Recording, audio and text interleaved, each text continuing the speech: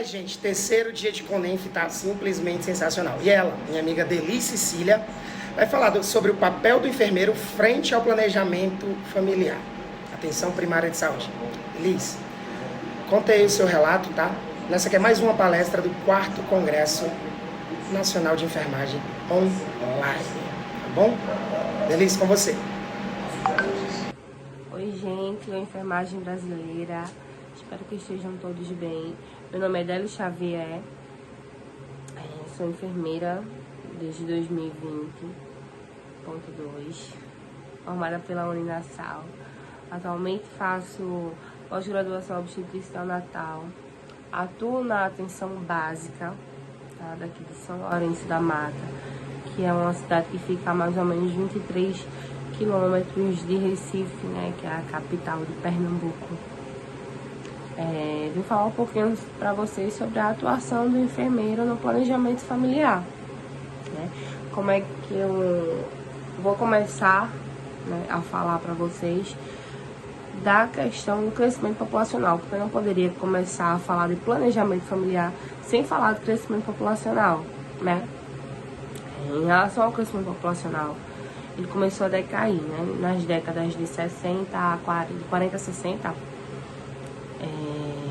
em média, uma mulher tinha de 6 a 7 filhos.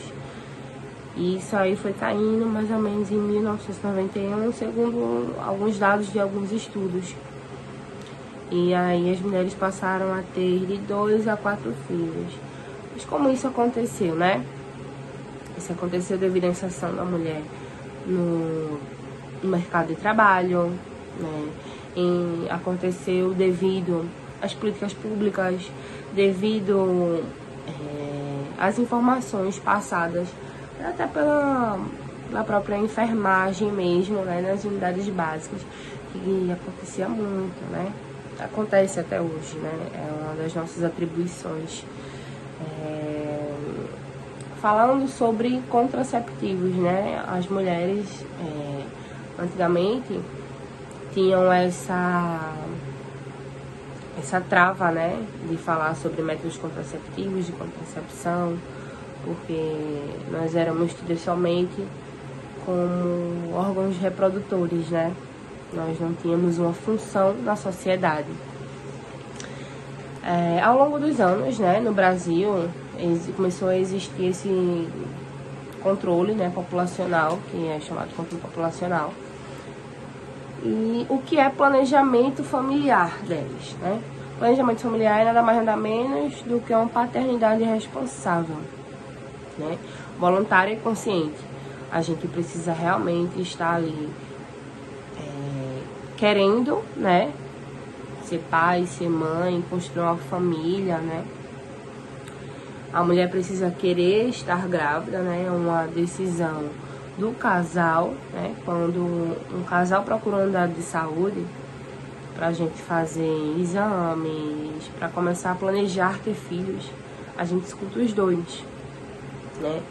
E é muito importante você escutar o casal. Em 1983, foi criada a Política do Planejamento Familiar, que faz parte do Programa de Assistência Integral à Saúde da Mulher, né, que está ali incluso nessa parte. Foi nessa hora, né, nesse momento, que a gente deixou de ser um órgão reprodutivo, né, passou a ter direitos sexuais, porque a mulher não tinha esses direitos sexuais, tá, e reprodutivos.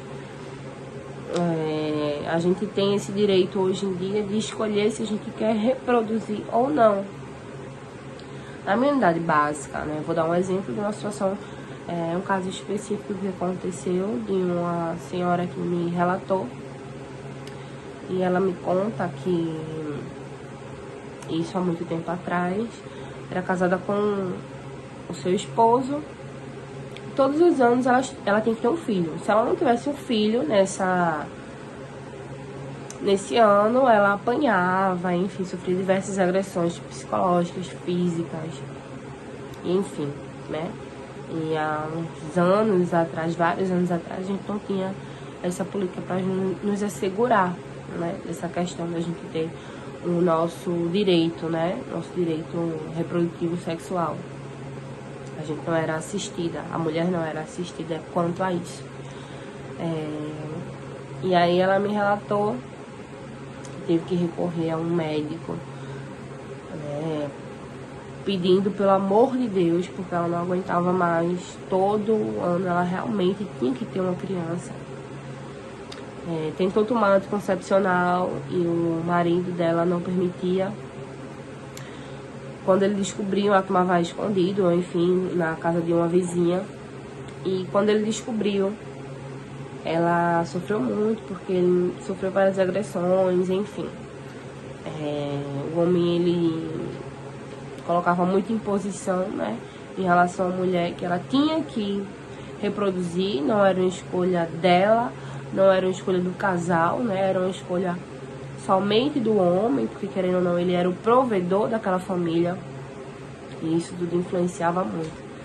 E nessa política, né, nessa política pública, no artigo 9, né, ele fala que todos os métodos de contracepção que não coloquem a vida do ser humano, né, de nós mulheres, em risco, eles são válidos, né, que no caso são classificados em comportamentais, de barreira, cirúrgicos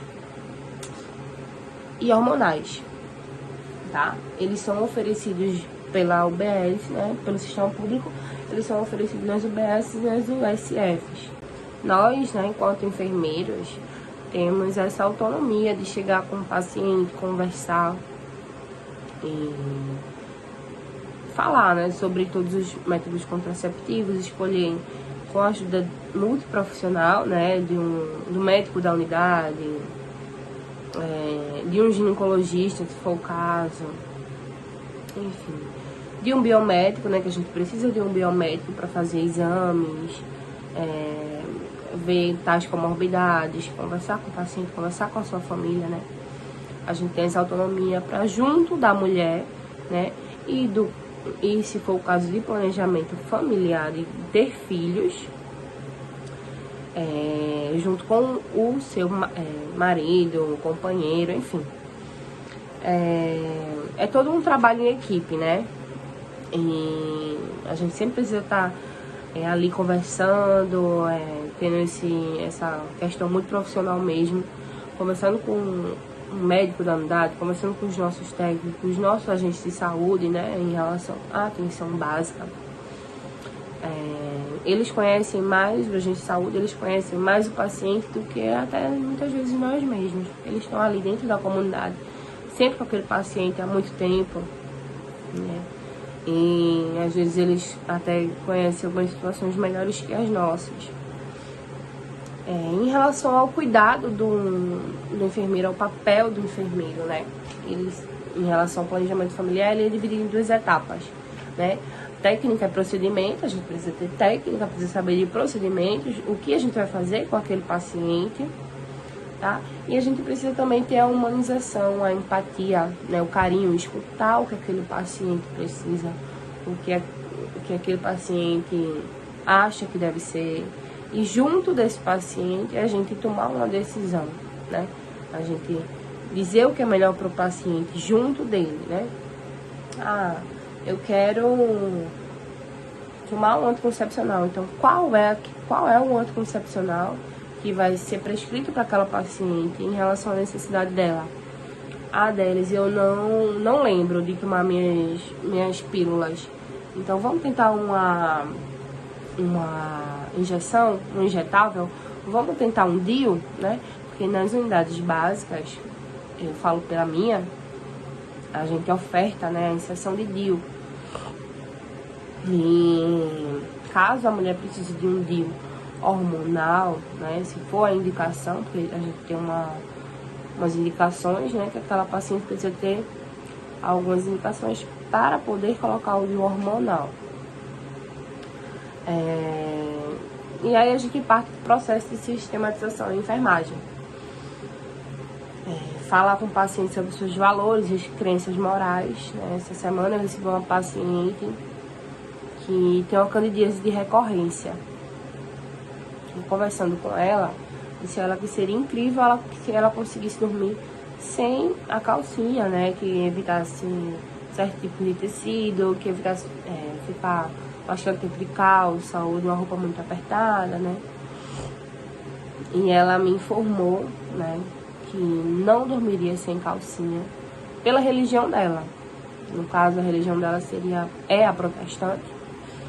E ela me disse que não poderia dormir sem calcinha, porque caso Jesus voltasse, ela precisaria estar toda vestida, né? Estar com a vestimenta dela, seria um desrespeito.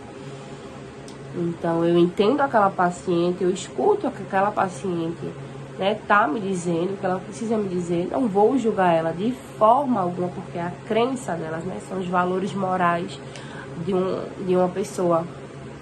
Então, eu não posso de forma alguma julgar essa paciente, porque ela simplesmente acredita, né, que se ela dormir sem calcinha, ela não vai ser arrebatada. Então, eu não posso dizer isso ao meu paciente, né? Além da ciência, existe a crença, né? Para a gente estar na unidade básica, a gente precisa entender tanto o lado do paciente, quanto precisa ter embasamento científico, né? E quando eu digo que se eu dissesse, se eu chegasse a dizer a ela que não, ela tinha que dormir sem calcinha, porque não ia melhorar de forma nenhuma, não estaria sendo humana, né? Eu não estaria escutando o meu paciente, né? Precisa aparecer, precisa existir essa escuta, né? É muito importante. E aí, enfim, eu disse a ela que tudo bem. E ela faria um tratamento, enfim, se fosse o caso, faria até um tratamento mais longo, né? Porque a gente prescreve medicação conforme, né, preconiza o COFEN. A gente prescreve essa medicação nas unidades básicas. E aí, se for o caso de realmente não melhorar, não vir melhorar, a gente ou aumenta, passa para um médico especialista, que nesse caso é o ginecologista, né? Mas sempre escutando a paciente, o que ela precisa, né? Dizer isso serve para qualquer área da nossa vida, inclusive, né? Aí a gente vem falando no planejamento familiar sobre a prevenção, né? A promoção, prevenção e reabilitação. Eu preciso saber como é que aquela paciente tá. Preciso saber o histórico familiar dela. Eu preciso saber se ela tem alguma comorbidade, se ela tem asma, por exemplo, se ela tem convulsão, se aquela convulsão tá ali controlada, se a asma tá controlada, se não a gente encaminha, se ela tá abaixo do peso, se ela tá acima do peso. A mulher que quer engravidar, né, que procura a unidade básica a fim de um planejamento familiar, a gente sempre conversa com ela em relação a essa questão de alimentação, de prevenção, né, com o ácido fólico,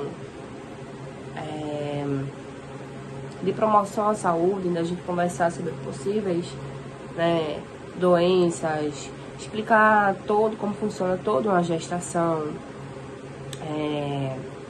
fazer, né, realizar exames hormonais, hemograma, glicemia, ver se ela tem algum problema, se a gente consegue identificar algum problema que possa prejudicar essa gestação, né? Ver a quantidade de filhos, né, que essa mulher tem.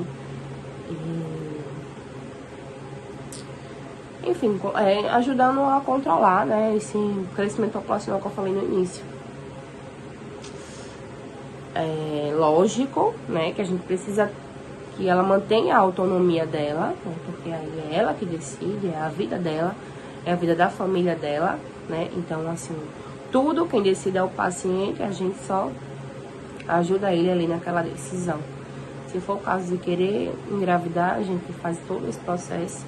Se for o caso até de uma laqueadura, né, a gente tem uma fichinha nas unidades básicas que primeiro a paciente passa pelo enfermeiro da unidade, depois passa pelo serviço social, psicólogo,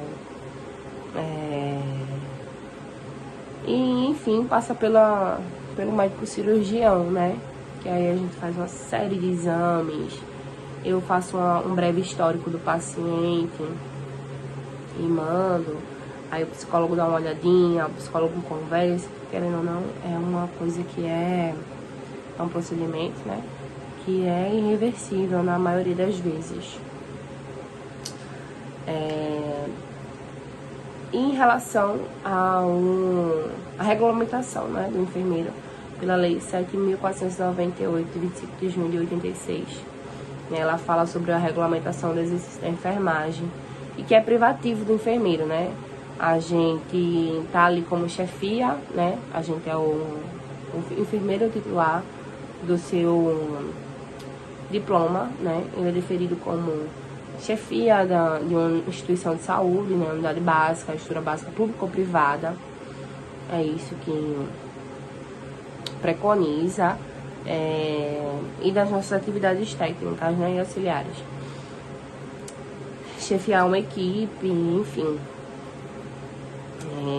Em planejamento, ele é uma prática educativa, né? A gente precisa sempre falar sobre educação sexual. Isso começa na adolescência, né? Muitos adolescentes procuram um posto de saúde com seus responsáveis para falar sobre, né? A gente acaba explicando muita coisa, acaba, enfim, falando sobre os métodos contraceptivos, qual seria o método contraceptivo, fala sobre as prevenções, sobre os exames, sobre usar preservativo, né, que a gente precisa usar preservativo independente de qualquer coisa. Por quê? Porque o método contraceptivo ele vai estar ali só, né, ajudando a não engravidar. Mas você está ali suscetível a pegar qualquer doença, né, qualquer infecção sexualmente transmissível. E esse que é o grande problema dos adolescentes de hoje. Quanto mais você for um enfermeiro, né, que tenha o seu conhecimento, que você seja capacitado, mas a gente consegue ter essa referência, né? Assim que eu entrei na unidade de saúde, eu por ser muito nova, né, o pessoal estranhou um pouco, mas aí a gente começa a demonstrar conhecimento, né, começa a demonstrar técnica. Enfim, você na teoria, você como enfermeiro sabendo se impor, né? Porque a enfermagem também é ciência, gente. Então, assim, não é só o ato de cuidar do paciente, né? Não é só o ato de você escutar, de você aconselhar, de você... Não, a enfermagem também é ciência e a gente precisa preconizar isso, inclusive na nossa graduação. É extremamente importante. A gente precisa muito ser bastante capacitado e nos empoderarmos disso. A gente olha o número de filhos no planejamento, né? A gente dá uma olhadinha no número de filhos que aquela paciente tem. Explica sobre o espaçamento de cada gestação, o quanto... assim, tem paciente que engravidou hoje, pariu hoje, e daqui a um mês já quer engravidar novamente porque quer ter uma pouca diferença, não pode, né, assim, não é que não possa, a gente não aconselha, né, seria muito bom esperar um bom tempo, enfim, como aconteceu um caso de uma gravidez molar. Não desenvolve, tá, essa gravidez molar, ela não desenvolve, era uma paciente com 19 anos, primeira gestação, nunca tinha engravidado antes, aborto, nada. E aí ela vai precisar fazer um tratamento, enfim, foi encaminhada. A gente descobriu pela ultrassom, né? A partir de 5 semanas na ultrassom a gente consegue ver se não tem batimento cardiofetal. Então a gente já começa a achar alguma coisa estranha. A gente vai repetir a ultrassom por 15 dias, enfim, é todo um processo. E eu junto com a médica, né, da minha unidade, minha médica diagnosticou que ela tinha essa gravidez molar, fez um encaminhamento, né, para a unidade especializada. E aí ela fez essa curetagem, enfim, todo um grande processo. Ela não vai poder engravidar né, por 1 ano, porque senão uma gravidez molar pode acontecer novamente. Na sociedade, né, em si, a gente precisa muito falar sobre as práticas educativas, né, religiosas, sociais e políticas. A gente precisa sempre estar ali de olho. Esse planejamento familiar, ele implica muito numa sociedade, né? Se a gente tá ali vivendo naquela sociedade, a gente precisa observar tudo isso. A gente não pode simplesmente ignorar, vamos supor, uma falta de economia, né, em si. A gente precisa sempre observar se essa paciente tem condições, né, como é que vai ser aquela criança, como essa criança vai ser criada, todo um processo. A gente organiza tudo isso junto com a mãe, né, junto com a futura mamãe, né, porque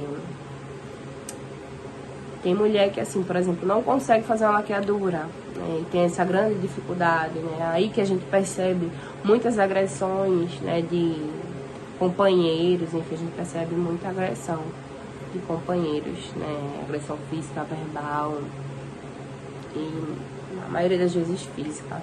Acontece muito, né, quando a gente está em unidade básica, que a gente vê mesmo, né, essa grande questão incluída ali naquela sociedade. Então, a gente dá uma olhadinha nisso tudo. Às vezes, muitas vezes a gente chama um parceiro para conversar também, né. Ele também faz exames, né, porque precisa ser feitos exames naquele parceiro, né, não só na mulher, não é só ela, tudo bem que é ela que vai gestar, né, mas ele vai fazer parte, subentende-se que o companheiro também faça parte dessa gestação. Muitas vezes não acontece, porque em algumas vezes o companheiro, né, o provedor daquela família, e na maioria das vezes ele nem está em casa. É muito importante que ele venha até a unidade, procure a unidade. Esse é o momento dele procurar a unidade, né, quando a gente está no planejamento familiar, ou até mesmo quando está ali naquela gestação, né, que também é feito o pré-natal do homem, né. É aí que a gente inclui esse parceiro, que é tão difícil de procurar a unidade, porque a gente sabe que os homens, eles são um pouco mais difíceis de procurar unidade, de assumir que tem alguma coisa. Às vezes até quando a mulher descobre alguma doença, eles já acham que, né, não, ali não foi comigo, quando na realidade é totalmente diferente.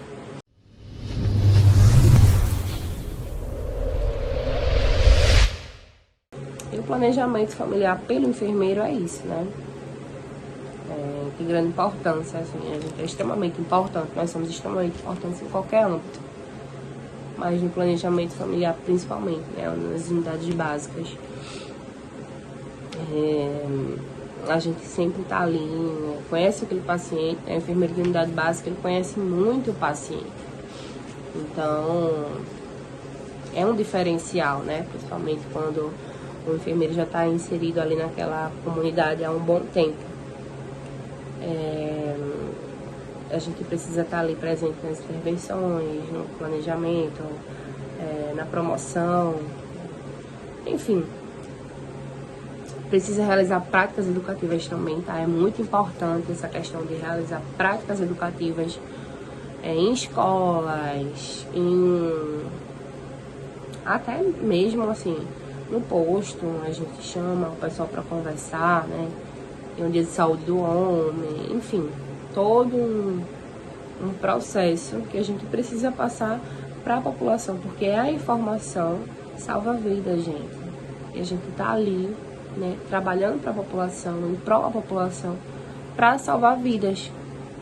Isso é extremamente importante. E é isso. Espero que vocês tenham gostado. Caso surja alguma dúvida, vocês podem me procurar pelo Instagram, tá? @deliscecilia. Estarei lá para responder todas as dúvidas. E é isso.